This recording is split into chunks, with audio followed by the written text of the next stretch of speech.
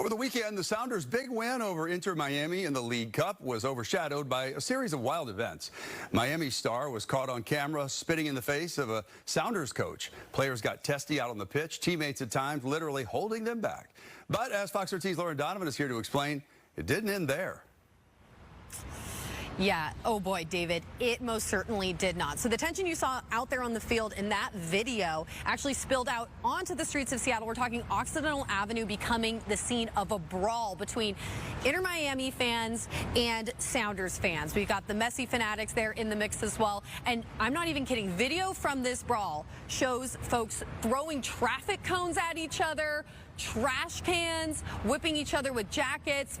Punches were thrown. It was so chaotic out here. And what we saw, that violence, that's really unlike anything we tend to see here in Seattle when it just comes to sports. And we've got a lot of sports teams. I think that's fair to say. So it was very unusual, very strange. Now, folks online on Reddit, they're giving their 2 cents on that. I pulled some comments from it. One person said, quote, "American football hooliganism is pretty much unheard of, right? Is this the start of America truly embracing the sport?"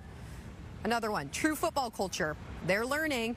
So seeing that, reading those comments drew me to the question, is what we're seeing over the weekend a sign of what is to come when the World Cup arrives in Seattle? We're talking about 750,000 frenzied football fans coming to our city, more than the entire population of the city alone. Staggering numbers. And I just have this question today. I'm looking for answers. It's pretty wild, and you just saw the video as well. What do you think?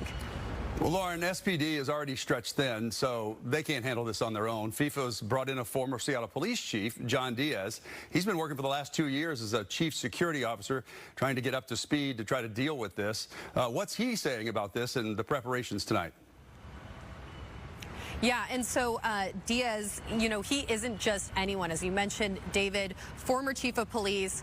FIFA didn't just parachute some expert in. He knows our area like the back of his hand. He served our city for 30 years. 3 of those, he was the top dog, the chief. And so he's really familiar with our region. Right now, he says he's working with 16 host cities, Department of Homeland Security and local law enforcement agencies to hatch plans.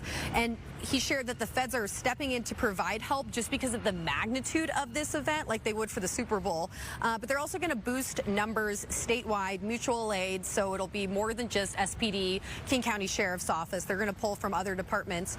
And we know private security will be enlisted as well. David, what is coming to Seattle is unlike anything we've ever seen. Bigger, longer, more international. Just looking back in the history books, the World's Fair, the Goodwill Games in the 90s, perhaps even the mob that was the Super Bowl parade back in 2014, they just don't compare.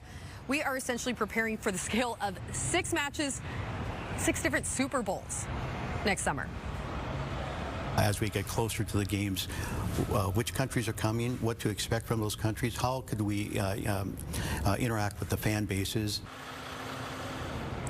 And Diaz, who you just heard from there, shared he's especially working closely with our Canadian neighbors to the north in Vancouver, outlining protocol and planning for worst-case scenarios. There's going to be a lot of traffic back and forth along the I-5 corridor and the borders there. So we're going to continue to track this story.